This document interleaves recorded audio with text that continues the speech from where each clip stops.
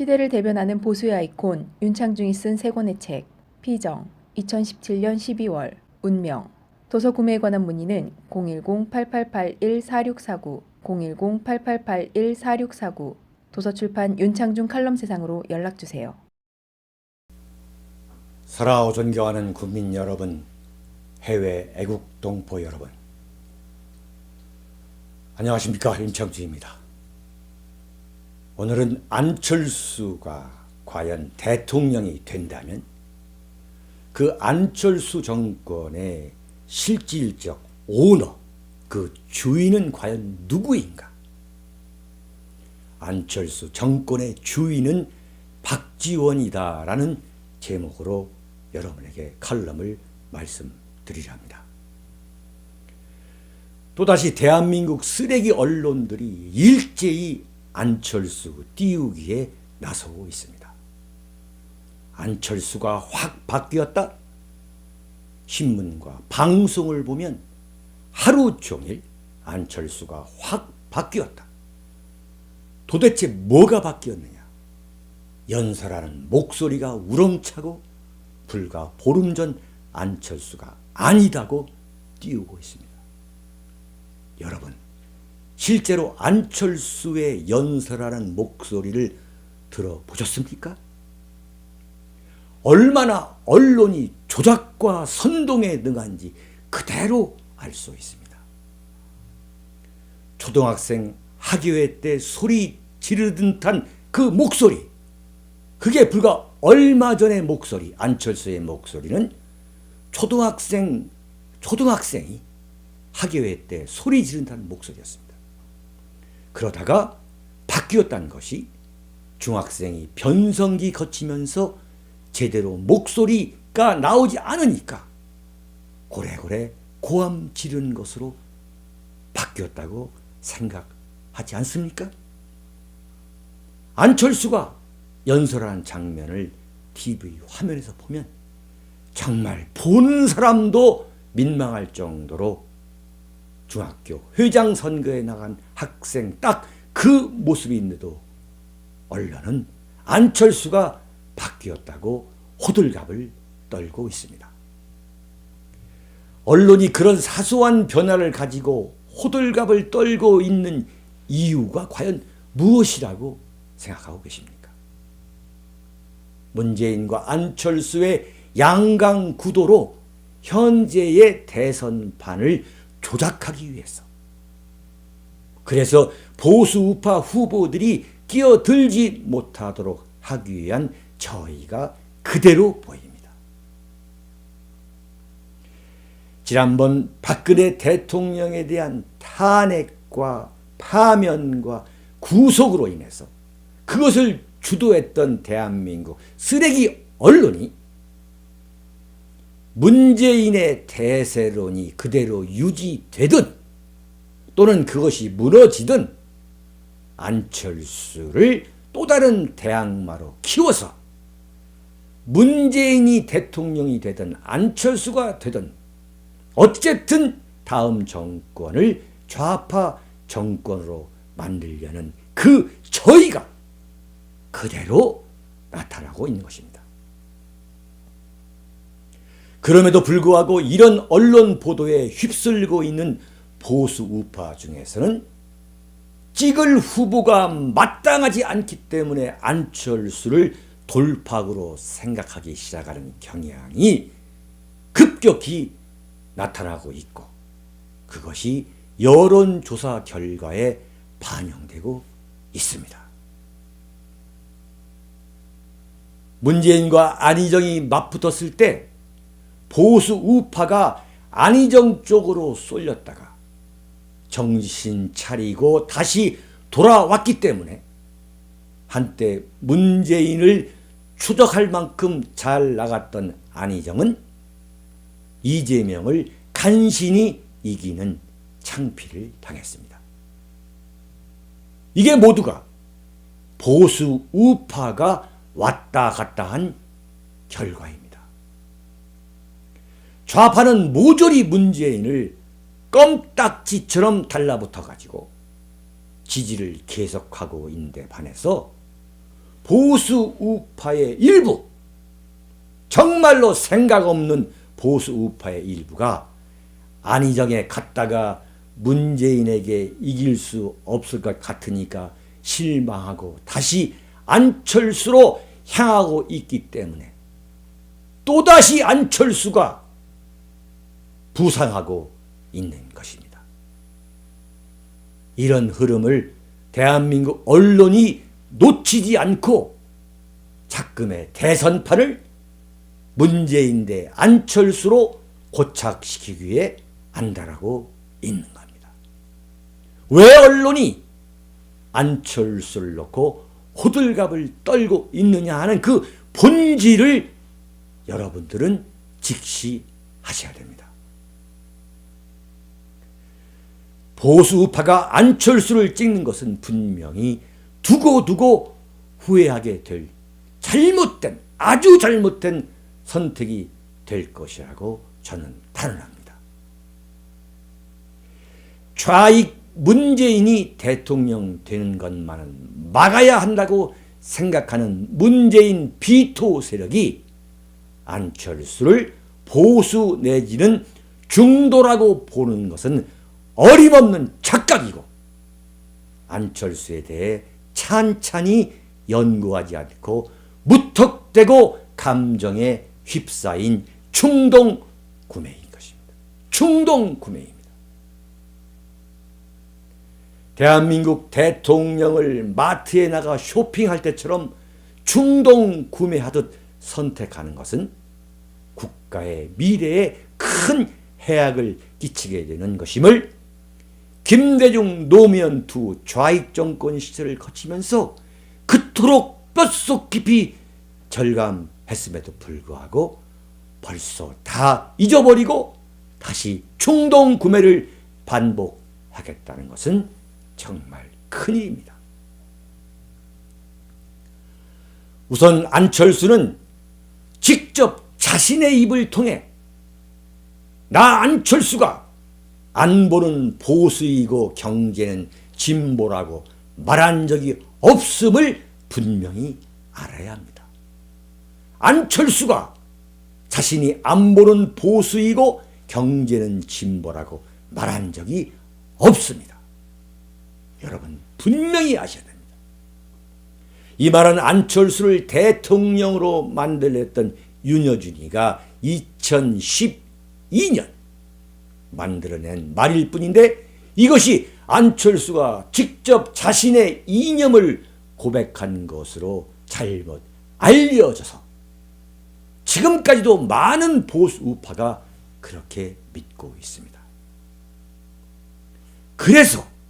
그래서 안철수를 돌파구로 생각하는 경향이 항상 존재하는 이유 중에 하나입니다. 제가 왜 안철수는 보수주의자가 아닌가? 그것을 지금부터 자세히 여러분에게 설명드리겠습니다. 첫째, 문재인의 좌익 성향을 싫어하는 보수 우파에게 안철수는 결코 이념적으로 대안이 될 수 없다. 왜 그런가? 안철수는 며칠 전 한 주간지와의 인터뷰에서 자신의 일관성을 강조하면서 나는 옛날부터 지금까지 늘 그래왔지만 초심이 바뀌는 사람은 아니다. 정치하기 전에 쓴 안철수의 생각이라는 책을 지금 봐도 생각이 똑같다고 말했습니다. 자신이 2012년에 자신이 쓴 것도 아니에요. 좌담집을 허겁지겁 대통령 출마에 앞서 내놓은 게 바로 안철수의 생각이라는 것입니다. 바로 이 책입니다. 이 책을 보면은 20대 좌파 운동권 대학생, 20대 좌파 운동권 사이비 좌파, 정말 젖비린내 나는 좌파 운동권의 사유에 머물고 있음을 그대로 고백한 내용들입니다. 바로 안철수의 생각입니다. 그러한 유치찬란한 좌파 운동권의 사유가 지금까지 변하지 않고 있고, 그런 좌파적 인식들이 국가관, 안보관, 인생 철학 등으로 유지하고 있다는 것은 저에게 적지 않게 놀라운 사실입니다. 안철수 사실은 변한 것이 없다고 인터뷰에서 분명히 말하는데도 정작 언론은 목소리까지 100% 변해서 몰라볼 정도라고 과장하는 것이 얼마나 웃기는 말입니까? 안철수 자신은 변한 게 없다고 하는데 대한민국 이 쓰레기 언론은 또다시 안철수를 왜곡하고 조작하고 선동해서 이번 대선 구도를 문재인과 안철수의 구도로 몰아가고 있습니다. 안철수는 안철수의 생각이란 책에서 지금 보수 우파가 문재인에 대안으로는 생각도 할 수 없는 좌파적 이념을 갖고 있음을 숨김없이 털어놓고 있습니다. 남북 관계의 현실을 전혀 모르는 장밋빛 좌파 그대로입니다. 지금 미국을 비롯한 전 세계에서는 한반도가 6.25 이후 최고조의 긴장 속에 빠져 있다고 할 만큼, 바로 미중 정상회담을 앞두고 저 김정은이가 탄도미사일을 발사할 정도로 한반도의 위기, 안보 위기는 그야말로 백척간두 절체절명의 위기라 해도 결코 과장이 아닌 상황에서 안철수의 안보관을 들어보십시오. 우리는 분단된 나라에 살고 있기 때문에 국방비 부담과 복지 압박, 남남의 이념 갈등 등 많은 비용을 치르고 있지 않습니까? 평화가 정착되면 이런 손해를 보지 않아도 되죠. 이렇게 말하고 있습니다. 그야말로 한심한, 공부하지 않은 그 좌익의 이념.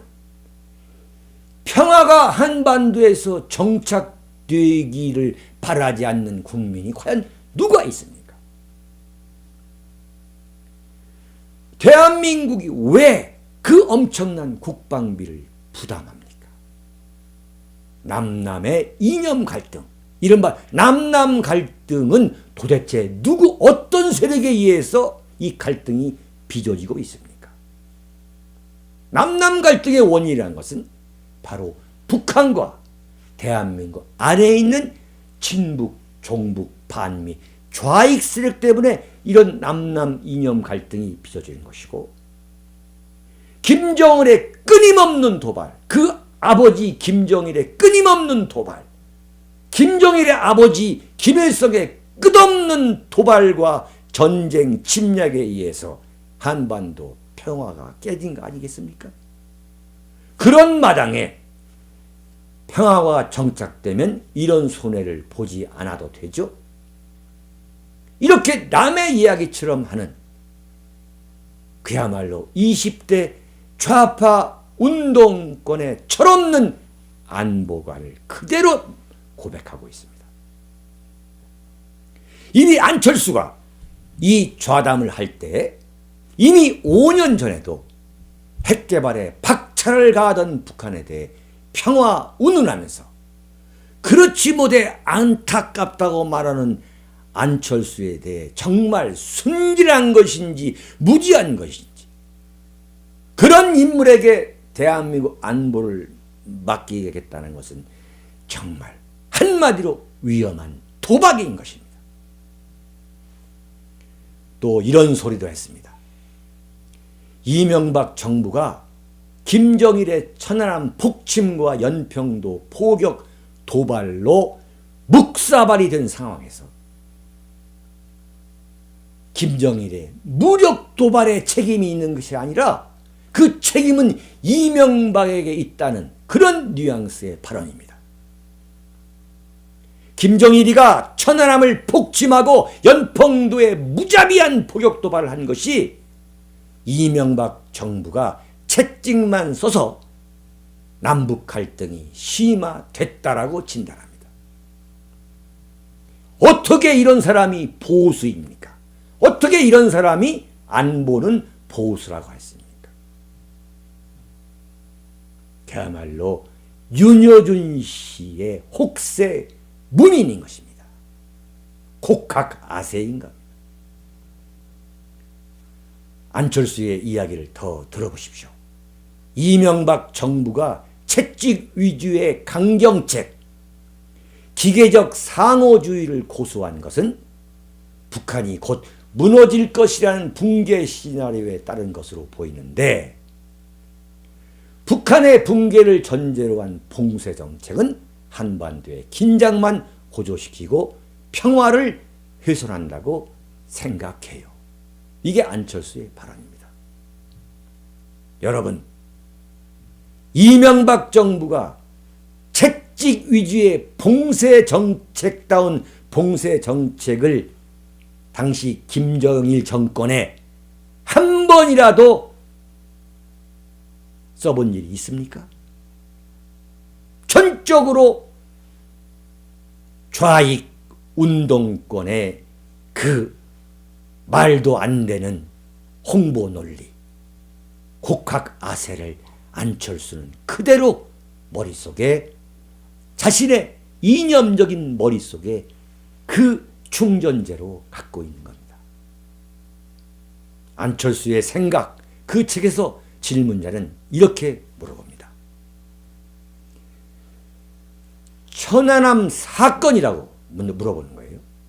천안함 폭침에 대한 이명박 정권의 금강산 관광 중단은 등 일련의 경제 제재 조치에 대해 이렇게 묻습니다. 금강산 관광 중단이 왜 됐습니까? 박왕자 씨란 주부가 금강산에 관광 갔다가 인민군에 의해서 도망가는 뒷모습에 오리에다 총질하듯이 무자비하게 총질을 해서 박왕자 씨가 목숨을 잃게 된 사건. 그 사건 때문에 이명박 정권, 그 물러터진 무력한 이명박 정권이 금강산 관광을 중단한 것이고, 그럼에도 불구하고 김정일이가 천안함 폭침과 연평도 무력 도발을 잇따라 감행 아니겠습니까? 안철수의 답변을 들어봅시다. 천안함 사건 이후 개성공단을 제외한 모든 경제협력이 중단되는 상태다. 남북 경협 관련 기업과 자영업자들은 큰 손해를 보고 있으며 당장 문제 해결이 시급하다고 호소한다. 앞으로 어떻게 해야 할까요? 이렇게 차탄을 합니다. 네? 이렇게 차탄하는 질문에 안철수의 대답 정말 가관입니다. 앞으로 정부가 적극적으로 북한과의 경제 교류를 재개해야 하고, 우리 대한민국의 주부 박왕자 씨가 인민군의 총에 의해서 무참하게 사살이 되고, 천안함이 폭침돼서 대한민국 해군들이 수장이 되고, 김정일이가 연평도에 무자비한 포격을 가해서 대한민국 해병대가 그 생떼 같은 죽음을 맞이했는데 불구하고 안철수는 뭐라고 하느냐? 앞으로 정부가 적극적으로 북한과의 경제 교류를 재개해야 한다. 급작스러운 상황 변화에 따라 투자한 기업들의 손해보는 일이 재발하지 않도록 남북관계를 구조와 제도화하는 노력을 기울여야 한다. 구조와 제도화? 천안함을 폭침하고 연평도를 포격하는 북한과 어떻게 남북관계를 구조화하고 제도화할 수 있다는 얘기입니까? 안철수가 여러 소리를 하고 있지만 이명박 정권의 대북 채찍 정책 때문에 김정일이 천안함 폭침과 연평도 포격 사건을 저질렀고 거기에 따른 이명박 정권의 제재 조치도 북한에 투자한 우리 기업들만 손해보게 하는 것이더니 빨리 끝내야 한다. 이런 소리를 지금 하고 있는 거 아니겠습니까?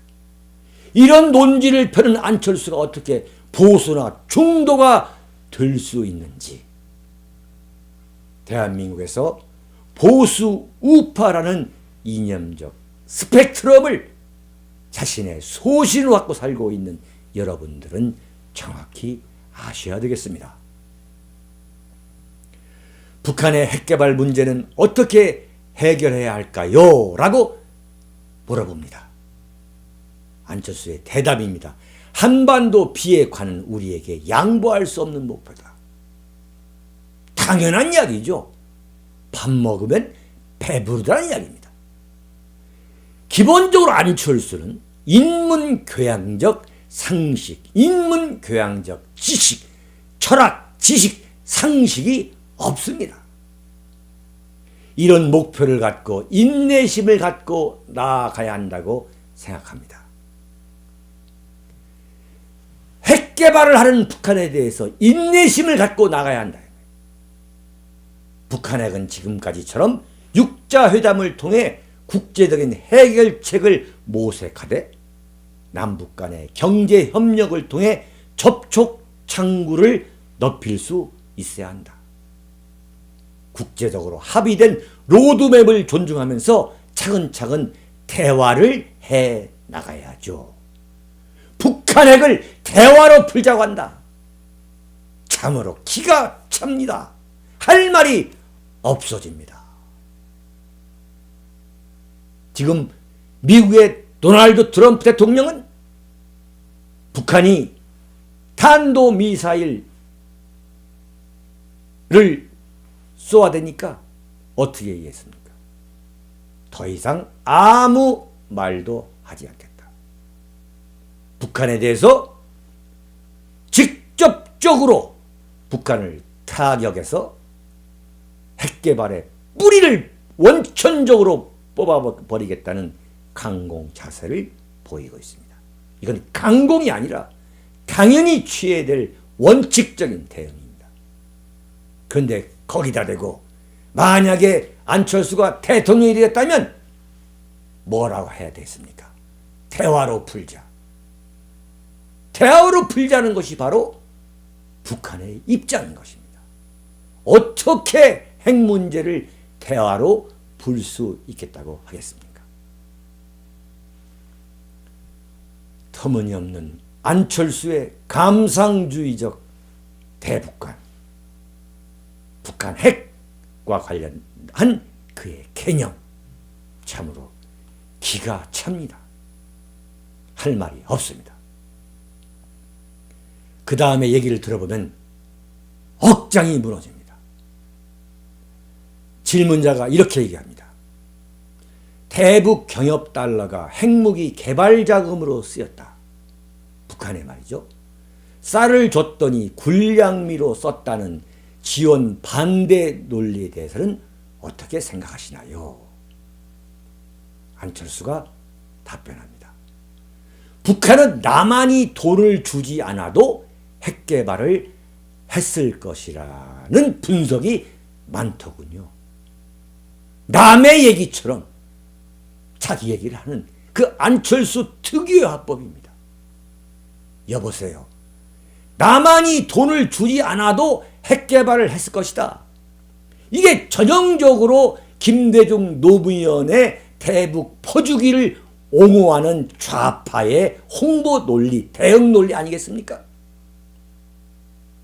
김대중 노무현 정권 10년 동안에 북한에 퍼준 그 현금 다발을 갖고 북한이 핵개발을 했다는 것은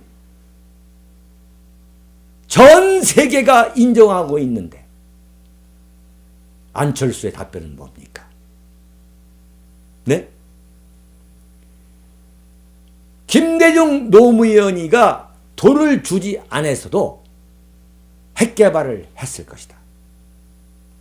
그러면서 핵개발이 미국의 위협에 맞서 체제를 유지하기 위한 방편이라는 것이 북한의 주장이기도 하고요. 북한이 미국의 그 위협에 맞서 가지고 체제 유지를 위해서 핵개발을 한다는 북한 논리를 그대로 안철수는 머릿속에 갖고 있는 겁니다. 노무현이가 대통령 시절에 북한의 핵개발은 일리가 있다, 이렇게 한 발언. 그리고 김정일을 만나서는 내가 김정일 당신의 대변인처럼 세계를 돌아다니면서 당신의 대변인처럼 당신을 옹호해주고 있다는 이야기와 똑같은 이야기를 지금 하고 있는 겁니다. 바로 안철수가 말이죠. 여러분이 보수 우파, 안보에 관한 보수 우파라고 착각하고 있는 안철수의 이야기입니다. 핵개발이 미국의 위협에 맞서 체제를 유지하기 위한 방편이랄 것이 북한의 주장이기도 하고요. 그러면서 이렇게 얘기합니다. 어쨌거나 북한은 정전 상태에서 일방적으로 핵을 개발했고 그것을 협상용 또는 대남 위협용으로 쓰고 있는 상황이다. 이 때문에 북한의 핵개발은 남한과의 경협 여부와 상관없이 진행하는 것이고, 정말 기가 막힌 이야기입니다. 중국의 광물 자원을 파는 등 어떤 수단을 써서라도 자금을 조달했을 것입니다. 김대중 노무현이가 돈을 현금 따발을 주지 않았어도 북한은 중국의 광물을 팔아서라도 핵무기를 개발했을 것이니까 김대중 노무현이가 북한의 현금을 지원한 것은 잘못이 없다, 정책적 오류가 아니다라고 지금 대변하고 옹호해주는 그런 말 아니겠어요? 정말 기가 막힌 얘기입니다. 그러면서 남북이 대화의 공간을 마련하고 평화체제를 정착시켜야 북한이 핵에 의존할 명분을 제거할 수 있다고 생각합니다. 북한이 핵 개발할 수 있는 명분을 대한민국과 미국이 제공하고 있다는 좌파의 논리를 안철수는 자기 머릿속에 담고 있는 거예요. 남한이 북한하고 대화를 안 한다 이거예요. 네? 그 당시에 이명박 정권이 그래서 평화체제가 정착하지 않았기 때문이에요. 평화체제가 핵 문제를 대화로 해결해야 한다 이거예요. 평화체제를 정착시키면 북한이 핵에 의존할 명분을 제거할 수 있다. 북한이 핵을 개발할 수 없다 이거예요. 여보세요. 어떻게 이런 순진하고 좌파적인 그야말로 철없는 감상주의, 낭만주의를 갖고 일구의 대통령이 되겠다고 나서는 것이고 대한민국 같은 분단국의 대통령이 되겠다고 나오는 것인지 정말 한심스럽습니다. 이런 이야기도 합니다. 천안함 사건의 진상에 대해 북한의 도발이다, 조사 결과가 석연치 않다 등 논란이 아직까지 끝나지 않고 있습니다. 이 사건에 대해 어떻게 보시나요? 안철수의 답변입니다. 저는 기본적으로 정부의 발표를 믿습니다. 다만 국민에게 설명하는 과정이 제대로 관리되지 않아 문제가 커졌다고 생각합니다. 이견을 무시하는 태도가 사태를 악화시켰다고 봅니다. 이야, 정말 입이 다물어지지 않는 이야기예요. 처단한 폭침이다라고 전 세계의 폭파 전문가, 해양 폭파 전문가들이 모여서 21개국이 내놓은 결과, 그 객관적인 조사 결과를 내놓아도 천안함은 김정일에 의한 북침이 아니고 미 군함에 의해서 붙였다. 아니면 이것이 오래된 배이기 때문에 두동강이나 피로 파괴한 거라 라고 그 억지를 부렸던 좌파의 그 억지를 그대로 머릿속에 담고 있는 안철수. 이런 기회주의적 전형적인 안철수식 안보관, 여러분은 지금 다시 한번 상기해야 됩니다. 그는 한미 자유무역협정에 대해서 이렇게 말했습니다. 제재 협상해야 한다. 그리고 좌파가 거세게 반대했던 제주 해군 강전기지 건설에 대해서는 꼭 필요한가, 꼭 강정마을이어야 했으며 주민들에 대한 설득이 충분했는가 하는 관점에서 논의해야 한다. 참 정말로 네, 이게 안철수, 이런 생각을 그대로 유지하고 있다는 안철수인데, 대한민국 언론은 지금 안철수가 바뀌었다, 목소리가 초등학생 목소리에서 중학생 학생회장 선거에 나가는 목소리로 바뀌었다고 그래가지고 바뀌었다고 호들갑을 떨고 있습니다.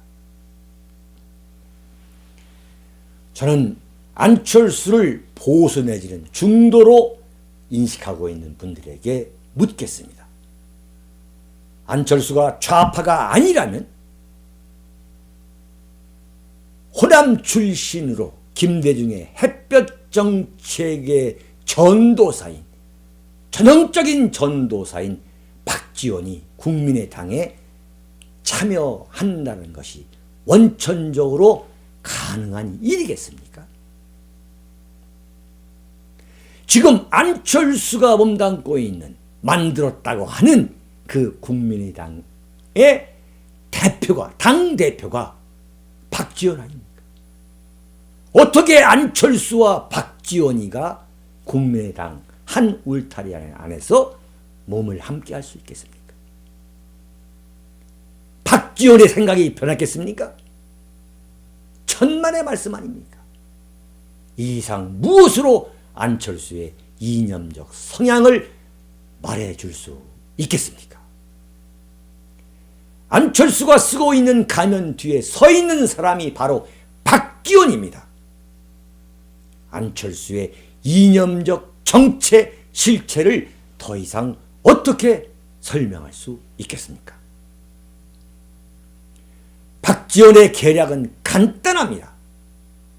여러분들이 모르고 계신 겁니다. 김대중이 부산 경남 출신의 노무현을 호남의 양자로 끌어들여 이회창을 꺾고 대통령으로 만들었던 그 모델, 그것을 롤 모델로 해서 지금 국민의당의 사실상 오너인 박지원 역시 부산 출신 안철수를 제2의 노무현처럼 만들어가지고 좌파 정권을 세우려 하는 것, 그게 박지원의 계략인 것입니다. 왜 안철수가 처음에는 사드 배치에 반대했다가 슬금슬금 자신은 전 정권에서 합의한 것은 바꾸기 어렵다면서 찬성한 쪽으로 옮겨가고 있느냐? 근데 박지원은 여전히, 박지원의 국민의당은 여전히 반대 당론을 유지하는 것이냐? 그것은 안철수와 박지원의 교묘한 양다리 전략인 것입니다.